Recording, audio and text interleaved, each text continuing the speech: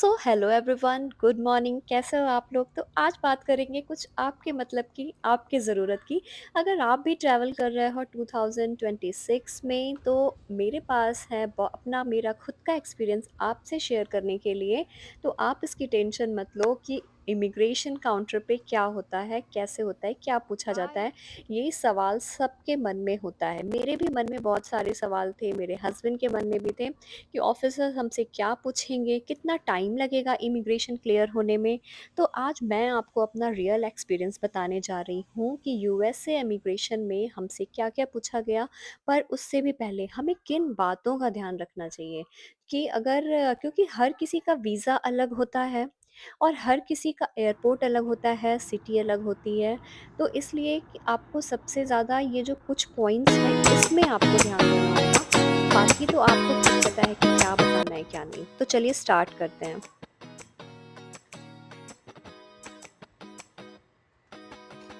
तो सबसे पहले मेरी जो इम्पोर्टेंट टिप्स है वो ये है कि आप हमेशा सच बोलेंगे। डॉक्यूमेंट्स को अपने इस तरह से अरेंज करके रखेंगे कि आपसे वो कोई भी डॉक्यूमेंट माँगे तो आप तुरंत आसानी से आपको मिल सके, आपको वहाँ पे परेशान ना होना पड़े। तो डॉक्यूमेंट्स को सबसे अच्छे से अरेंज करके आप उसको बाहर ऊपर निकाल कर रखेंगे। आंसर जो आप देंगे वो शॉर्ट और क्लियर देंगे।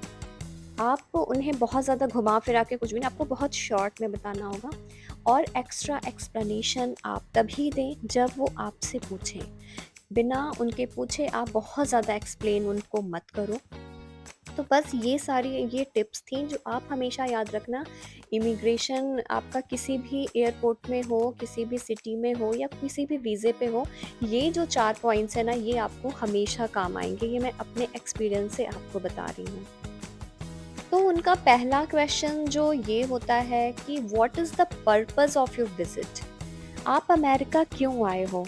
तो इसमें आपको अपना वही आंसर देना है। आप जॉब के लिए आए हो, फैमिली, स्टडी, टूरिज्म या जो भी है, आप सही रीज़न वही है, जो है वही आप बताओ। आप कुछ भी गलत नहीं बताओ। सबसे पहले मैं ये बताऊँ कि आप अमेरिका 3 ही 4 वीज़ा पे आ सकते हो। एक तो स्टूडेंट वीज़ा पे, दूसरा बिज़नेस वीज़ा पे, तीसरा H1A और H1B, सॉरी, और L1A। पूछा इन्हीं नहीं। 3-4 वीज़ा पे आप अमेरिका आ सकते हो।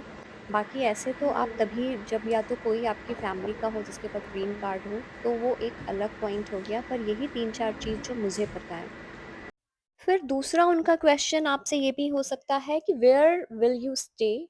तो ये आपको पहले से पता होना चाहिए क्योंकि आपका होटल बुक होगा। अगर आप किसी भी वीज़ा पे आते हो, कुछ भी आते हो, आप कहाँ रहोगे, आपका कोई फैमिली फ्रेंड है, कुछ भी है, तो आपको पूरे उनके एड्रेस का पता होना चाहिए। ये नहीं कि आप वहाँ पे कन्फ्यूज़ हो जाओ। आप बिल्कुल अपने टिप पे रखो कि आप कहाँ रहने वाले हो, कौन है, कोई फैमिली फ्रेंड है या आपने होटल बुक किया है। तो ये चीज़ आप बिल्कुल ध्यान रखना। और अगर आप विज़िटर वीज़ा पे हो, अगर आप घूमने के पर्पज़ से आ रहे हो, तो वो आपसे आपकी रिटर्न डिटेल्स भी पूछ सकते हैं कि do you have your return ticket? आपको अपनी रिटर्न टिकट भी रखनी पड़ेगी अगर आप विज़िटर वीज़ा पे हो तो। तो हमारा इमिग्रेशन इंटरव्यू जो भी हुआ था, उसमें हमें लाइन में भले हम 45 मिनट या 1 आवर हम लोग खड़े थे क्योंकि जो लेन थी, जो रो था वो बहुत लंबा था और सिटीज़नशिप जिनके पास होती है, ग्रीन कार्ड होता है, उनका तो तुरंत हो जाता है, पर हमारे में बहुत टाइम लगा। पर जब हम इंटरव्यू के लिए काउंटर पे गए, तो उन्होंने सिर्फ़ 1-2 डॉक्यूमेंट्स देखे क्योंकि हम तो तब हमारी कोई हिस्ट्री ही नहीं थी यहाँ पे। वो सबके साथ होता है, तो हमसे कुछ ऐसा कुछ ख़ास पूछा नहीं उसने, 1-2 क्वेश्चन पूछे You wanna और eat बस हमारा something? इमिग्रेशन तुरंत हो गया था और बस उसके बाहर What? निकलते ही हमको कोई ऐसा ये कस्टम और ये Thank वाले you. कोई नहीं ऐसा दिखा और हमारा इमिग्रेशन बहुत स्मूथली हो गया था। ये मेरा एक्सपीरियंस है जिसके लिए हम लोग बहुत ज़्यादा परेशान थे। फ्लाइट में भी यही सोच रहे थे, मगर हमारे हमारे साथ सब कुछ बहुत अच्छा था, ये एक्सपीरियंस हमारा।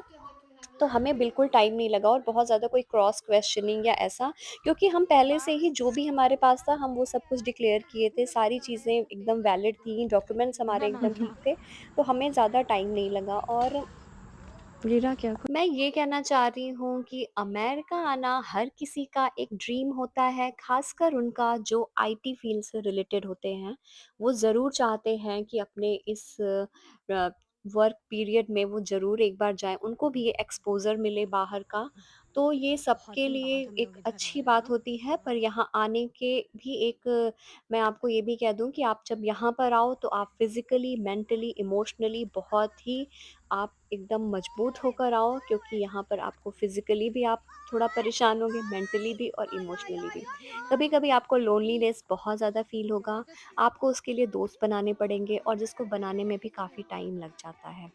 फिज़िकली, मेंटली मैं इसलिए बोलूँगी कि फिज़िकली आपको यहाँ पर शुरुआत से ज़ीरो से हर एक चीज़ खुद से करनी पड़ती है, खुद सब कुछ तैयार करना पड़ता है, हर एक चीज़ शुरुआत से आपको लेनी पड़ती है। तो और यहाँ पर दूसरा कोई हेल्प करने के लिए नहीं होता है। अगर आपका कोई फैमिली मेंबर यहाँ पर नहीं है, और मोस्टली लोगों का नहीं ही होता है। और जो फर्स्ट जनरेशन होती है, जैसे कि अगर हम आए हैं, तो हमारे बच्चे अगर हम यहाँ पे स्टे करते हैं, तो हम तो वैसे वीज़ा पे हैं कि वीज़ा एक्सटेंड होगा, हमारे पास कोई ग्रीन कार्ड नहीं है, ऐसा कोई परमानेंट सिटीज़नशिप ऐसा कुछ नहीं है। तो जो हमारा स्ट्रगल है वो अलग लेवल का होगा, पर अगर हमें ग्रीन कार्ड मिलता है और मेरा बच्चा यहाँ पर रहता है, तो उसकी लाइफ़ फिर भी बहुत ईज़ी हो जाएगी। तो जो फर्स्ट जनरेशन होती है ना, वो थोड़ा-सा उसको एक्सपीरियंस उसको उसका स्ट्रगल अलग होता है। और अगर आप यहाँ पर आ रहे हो तो आप इंडिया से कार चलाना ज़रूर सीख कर आओ, क्योंकि बिना कार ड्राइविंग आए हुए यहाँ पर आप कुछ नहीं कर सकते हो। यहाँ पर ऐसा कोई पब्लिक ट्रांसपोर्ट इतना ईज़िली नहीं मिल पाता है। तो उसके लिए आपको कार चलाना तो ज़रूर आना चाहिए। बाद में वो राइट लेफ़्ट ये तो यहाँ पर आप कर ही लोगे, पर आपको इतना एक बेसिक तो पता ही होना चाहिए। तीसरा, आप फाइनेंशियली भी सोच कर आओ कि शुरुआत में चीज़ें बहुत ज़्यादा आपको लगेगा, हर एक चीज़ सेटअप करना होगा। किचन से लेके बेडरूम से लेके हर एक चीज़ आपको सेटअप करना होगा, तो आप अपना एक अच्छा खासा बैकअप भी रख के आओ। तो बस यही सारी कुछ टिप्स हैं जो मुझे और भी पता चलता रहेगा, याद आता रहेगा, मैं आप सबसे शेयर करूँगी। आपको मेरा वीडियो कैसा लगा, इन्फॉर्मेटिव है या नहीं? मुझे कमेंट में ज़रूर बताना, मुझे आपके कमेंट्स का बहुत इंतज़ार रहता है। मिलते हैं नेक्स्ट व्लॉग में, तब तक के लिए bye bye. Have a nice day.